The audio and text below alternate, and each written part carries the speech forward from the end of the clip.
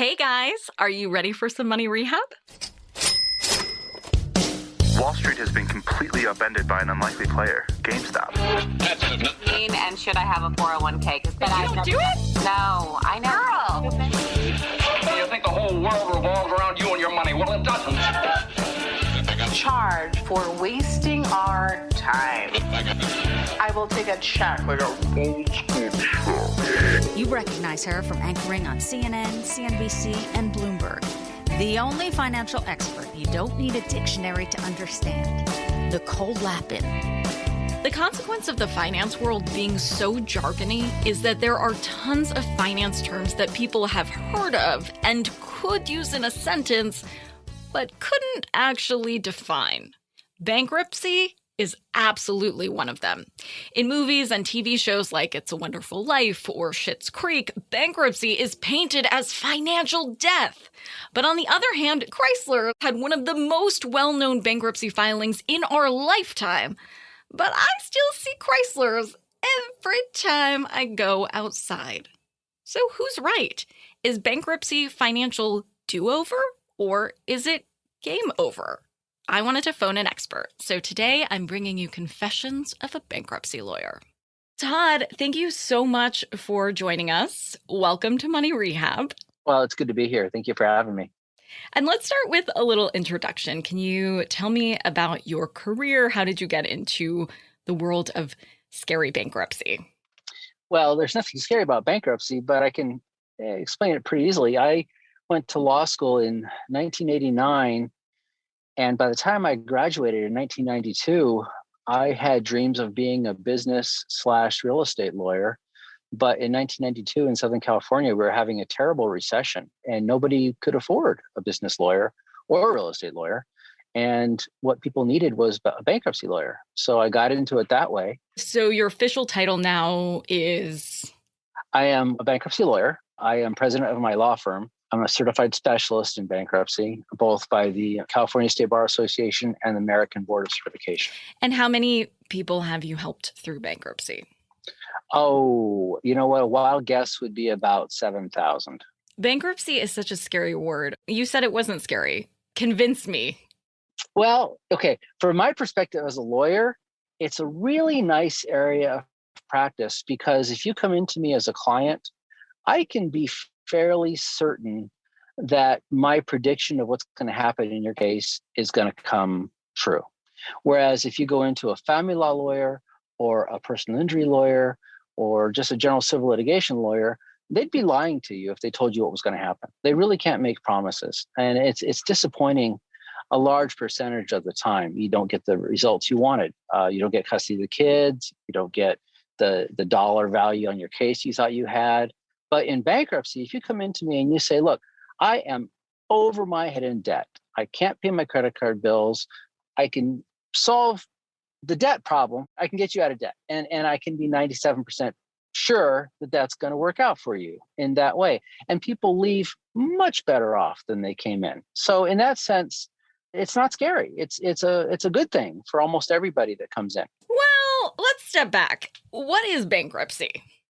Well, bankruptcy is a civil procedure where you ask the federal court to give you a permanent injunction against your creditors, preventing them from ever collecting those debts against you for the rest of your life. When do you hear someone deciding to file for bankruptcy? What drives people into my office is something happened in their life that changed things. Most people are cruising along. They're making it. They're paying their bills. It might be tight, but it's not insurmountable. So what might happen is one of the spouses, if it's a married couple, might get their hours cut at work, or they might lose their job. Now they can't afford to service the debt they were servicing. They might have two car payments. They might have $25,000 of credit card debt. They might have a second mortgage on their house. All well and good when you have two spouses that are working, or even one spouse who has not incurred more debt than they can afford. But then their job gets cut and they can't afford it. And so what do? And even then, they will hesitate to come in to see me until some creditor pushes them. For example, a mortgage lender might start a foreclosure action, or a credit card company might bring a lawsuit. And that's usually what drives them into my office, is that kind of legal proceeding that they don't know what to do about.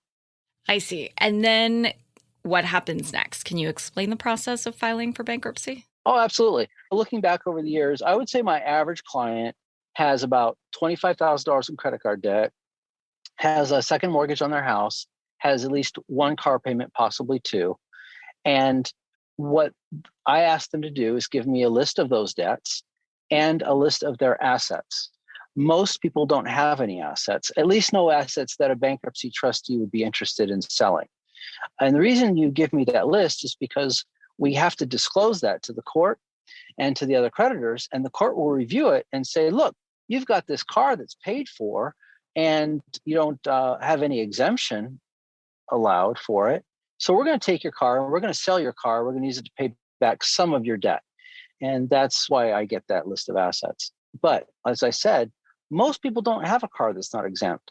And most people don't have any other assets that aren't exempt. They just have a lot of debt.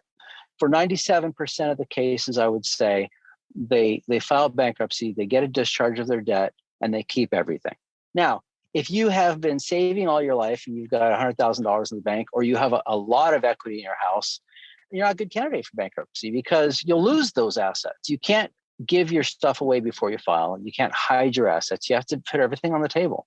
If you've got something to lose, then you're not a good candidate for Chapter 7. You might, in that case, consider Chapter 13. What's the difference? Good question. In a Chapter 13, you pledge your future income to pay back your debt. In a Chapter 7, you pledge your current assets to get out of debt. Now, as I said, most people in a Chapter 7 don't have any assets that can be sold, but if you qualify for a Chapter 13, you do have future income.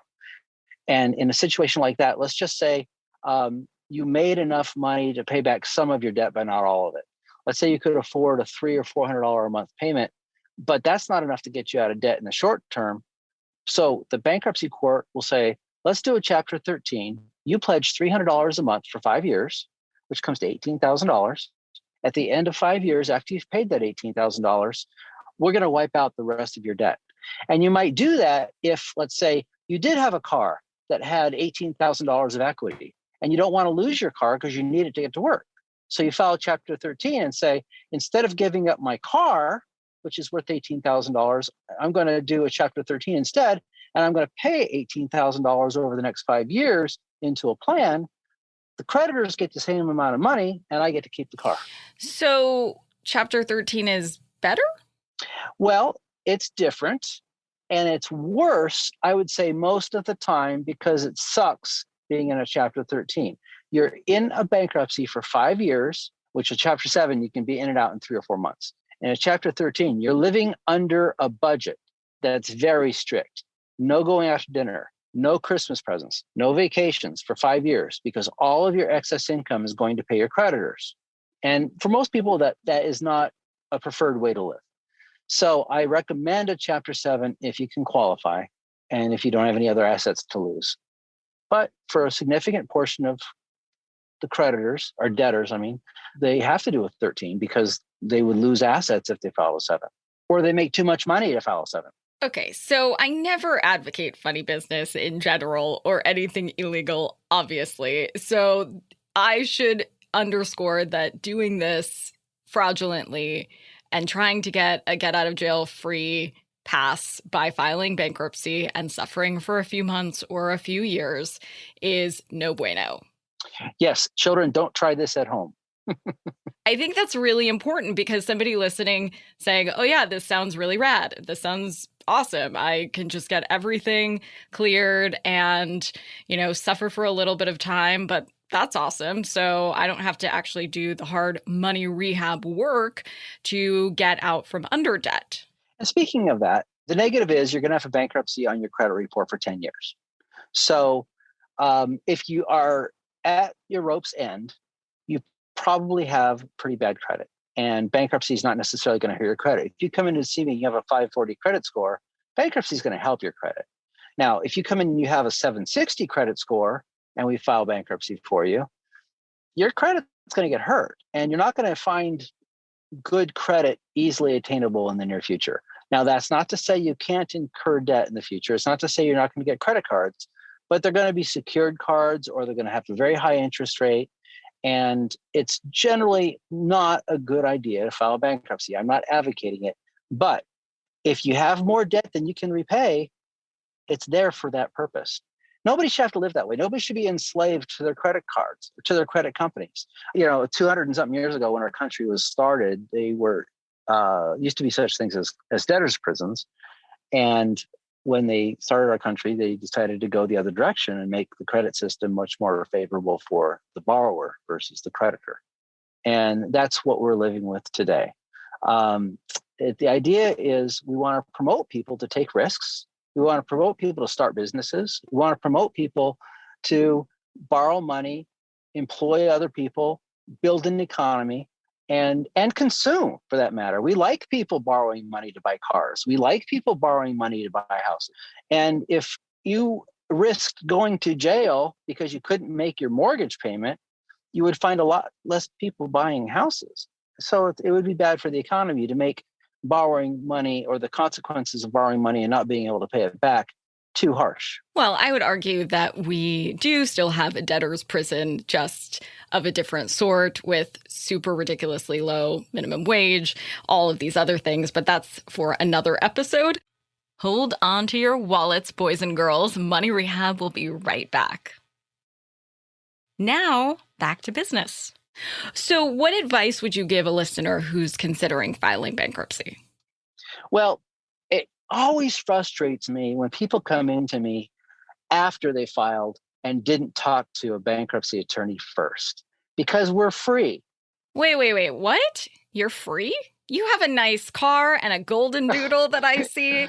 That did not fall from the sky, sir. You obviously are getting paid. Who's paying you? I am getting paid, and that's a great question, but I'll get to that. I don't know any bankruptcy lawyers that don't offer free consultations. And everything I've just told you is all available for free from in person from any bankruptcy lawyer. So there's no excuse to make those kinds of mistakes before you file. Number one, that's my first advice. Talk to a bankruptcy lawyer before you do anything. It's free. Second, how do we get paid? Everyone asks me that because allegedly our clients are broke, right? In California, the average price of bankruptcy is between $1,500 to $2,000 plus filing fee. And filing fee is $327. So you're looking at almost $2,000, maybe $2,500 to file bankruptcy. And it sounds like a lot of money if you're broke. On the other hand, my average client, like I said, has a couple car payments, about $25,000 credit card payments, a house payment. So the way they pay their bankruptcy lawyers, they stop paying those creditors. Because the first thing I tell you to do, stop paying your credit cards. We're going to discharge them on bankruptcy. Now you have $300 or $400 extra a month that you can pay me. I typically take $500 down, $500 a month till it's paid off, and then we file. And in the meantime, you don't have to worry about the creditor suing you, because usually if you tell them that you have a bankruptcy lawyer and that you've already spoken to somebody, you give them my phone number, they're not going to sue you. They're just going to call me to confirm that I've been retained. So that's the most common mistake people make when thinking about bankruptcy.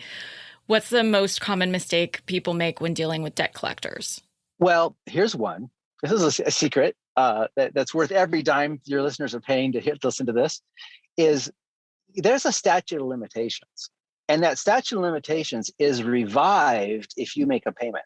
So a lot of times creditors will call you on an old debt and say, will you just make a small payment to keep the account in good standing? Don't do that, because that ruins your statute of limitations defense. If the debt is 3 years and 6 months old, you're 6 months away from their never being able to collect from you. It's 4 years, the statute? Yeah. Okay. Yes. So if you make a payment, now it's another 4 years that they have the statute of limitations on their side. Oh, so it restarts the clock. Yeah. If you don't make a small payment to a creditor, because they're going to ask you, and people are nice. People don't want to not pay their bills. Contrary to popular belief, most people really want to pay their bills. So, you get a sweet old lady on the phone that says, well, I can't afford to pay my debts. I'm living on Social Security. And the debt collector says, well, can you make a $10 payment today just to keep the account in good standing? Well, she'll do it. She'll make a $10 payment. And now she's screwed for another 4 years. So don't do that. What advice do you give clients who are getting calls from debt collectors? There is the Fair Debt Collection Practices Act. It's a law that's in place to protect debtors from creditors. They can't call you during certain hours. They can't harass you. They can't threaten you. And once you notify them that you have an attorney, say Todd Turoci, you give him his number, and they can't call you directly anymore. That ends your phone calls. Don't have to worry about it. Now, they might say, well, we'll put you on a payment plan. We'll lower your interest rate, blah, blah. You don't want any of that. You want them to accept a settlement amount. If you owe $15,000, you tell them, look, I can get $1,000. Will you take $1,000 to settle the debt in full? If you could do that with your creditors, you can avoid bankruptcy. So that's another strategy. I don't know if to call it a secret, but that's something I would do in dealing with creditors. And then you need that in writing, obviously. Correct.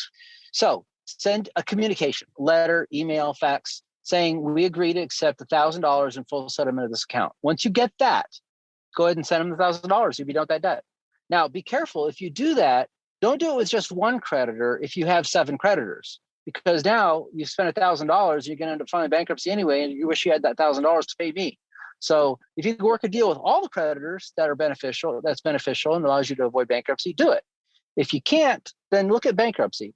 It's an easy reset, but the downside is you're going to have a bankruptcy on your credit report for 10 years. And for some people, it doesn't matter. So after 4 years, though, if you don't pay your bills, then that debt goes away? It does unless they sue you. They have 4 years to sue you. I see. So what they'll do is they get up to the statute of limitations and they file the lawsuit and then get a judgment. Can we do a little role playing? Yes. And here's a tip from Katie. You're going to be you can take Todd, straight a to the dude bank. who's in a lot of different kinds of debts. Okay. You have a mortgage that you're not paying. You have credit cards that you're not paying. You have all sorts of stuff. So you are Todd, not a bankruptcy lawyer, but a normal dude. All right. And I am a scary creditor. Okay? You look scary. I'm okay, so go ahead. scary. Ring, ring, ring. Oh, what do you want? Todd, this is a scary creditor. I have been retained to get your money to pay off this mortgage that you haven't been paying at all. You need to pay this right away, today, or you're going to be in big trouble, mister. No, I'm so tired of you guys calling me all the time. You bother me day and night. I want you to stop calling me. But you haven't paid your debt. You haven't paid your bills. You need to do that. It's none of your business, but I lost my job. My dog died. My car won't start. I can't pay you anything. I'm sorry to hear that, but you signed up for a mortgage, and that is what happens when you sign a contract. You are responsible for that money. So we will need to collect that money. We'll have to garnish your wages. Well, you do what you got to do. I'm going to get a lawyer. You're going to get a lawyer? Fine. So, okay, what's your lawyer's name? My lawyer's name is Todd Turoci. His phone number is 888-DEBT-DOC, DEBTDOC. Please don't call me anymore. Hang up? Yes. If they call back, you get $1,000 for every time they bother you once they've been notified you have a lawyer. Really? Oh, that's good. Yes. So you need to log that. You need to keep very close check of every letter you get, every phone call you get from every creditor that you've notified that you have a lawyer. Okay. And then let's do like a different choose your own adventure thing where instead of telling them you have a lawyer, how would you negotiate pennies on the dollar for that debt? What would you say to get them to do that? So if I'm saying, I'm back to the scary creditor person, you have $50,000 of debt, you need to pay that ASAP or you are going to be in big trouble. Okay. Assuming that the debt is about 5 months old, I would tell you, I don't have $50,000. I might be able to borrow some money from my brother who might be willing to help me out. Could I speak to your supervisor and perhaps offer a settlement of $2,500 to settle the whole debt? Well, Todd, I am the supervisor. I am the boss of this entire collections agency, and that is just not going to happen. There is no way you can get out of $50,000 debt for $2,500 measly dollars. I could potentially lower it to $45,000. How about that? Listen, I've been diagnosed with terminal cancer. I don't know if I'm going to live 3 more years. Please talk to your supervisor, see if we can do something that's reasonable. I know I could borrow $2,500. I can't borrow any more than that. And if you push me too hard, I'm just going to file bankruptcy. Wait, can I break character for a second? Do they really have feelings? Do they care about all of this? They care whether or not they're going to get paid. If I really have terminal cancer, I can't pay them. I see. So no, they don't care. But the story is, if it's legit, they may say, can you send me some documentation regarding your condition? And I will take it to my supervisor, or I will find out from the creditor. Remember, you're a collection agency. You're working for a creditor. Right. So you'll go back to the creditor and you'll say, look, this guy's legit. He's probably not going to be able to pay anything. I think we'd be lucky to get the $2,500. Okay. So back to the scene. So Todd, I'm very sorry to hear that. My thoughts and my prayers are with you and your family. I will need to take this up the chain and see what the best we can do is and come back to you with our final offer for a settlement. I appreciate that, and God bless you. I really just want to do the right thing. Okay, end scene. Is that essentially how it goes down? Sure, it could. Absolutely. Absolutely. You know, there's a lot of sympathetic situations out there. One of the cases that I had, the woman was very old, and her husband had racked up at least $75,000 in credit card debt before he died. And she didn't know. It was without her knowledge. And then he went in the hospital, and there was another $50,000 to $100,000 in hospital bills. Now, there was some life insurance when he died. So she came to me, and rather than use the life insurance that she was going to have to live on to pay these creditors, we filed bankruptcy. And the reason I bring that up is because it was a very sympathetic situation. It wasn't her fault. And there's lots of very sympathetic situations out there. And creditors aren't necessarily going to be sympathetic, but they are going to be practical. Okay, this has been very helpful, slightly overwhelming, but also very eye-opening. Here's a tip from Todd you can take straight to the bank. Get out of debt by filing bankruptcy if necessary. Once you're out of debt, don't ever get in debt again. Listen to Money Rehab. There you go. Absolutely. So for bankruptcy, your tip is essentially to cut once, measure twice. You can't file twice? Oh, sure you can. Absolutely. Absolutely. But you shouldn't. So while it's initially appealing because it feels like a golden ticket out of a shitty situation, it's not. It's an easy, fresh start, but you don't want to live that way the rest of your life. You don't want. I have clients, I have filed someone's 5th bankruptcy for them. Oh my God. So use bankruptcy as the tool it's designed to be used for. Get out of debt. It's your free get out of debt card. Don't blow it by getting back into that enslavement again. It's not uncommon. People that have not developed good money management skills tend to be repeat customers. And that's unfortunate because, I mean, it's a wonderful thing that you can push the reset button and get out of debt. That's a wonderful thing. Well, I really look at being in debt as being enslaved to the banks. I have been on a jihad to get people out of this bondage for 30 years. I love getting people out of debt. It makes me excited to get up in the morning. You and me both. Because I've been out of debt, and it's a wonderful way to be. I agree. Money Rehab is a production of iHeartMedia. I'm your host, Nicole Lappin. Our producers are Morgan Lavoie and Catherine Law. Money Rehab is edited and engineered by Brandon Dickert with help from Josh Fisher. Executive producers are Mangesh Hatikadur and Will Pearson. Huge thanks to the OG Money Rehab supervising producer, Michelle Lands, for her pre-production and development work. And as always, thanks to you for finally investing in yourself so that you can get it together and get it all.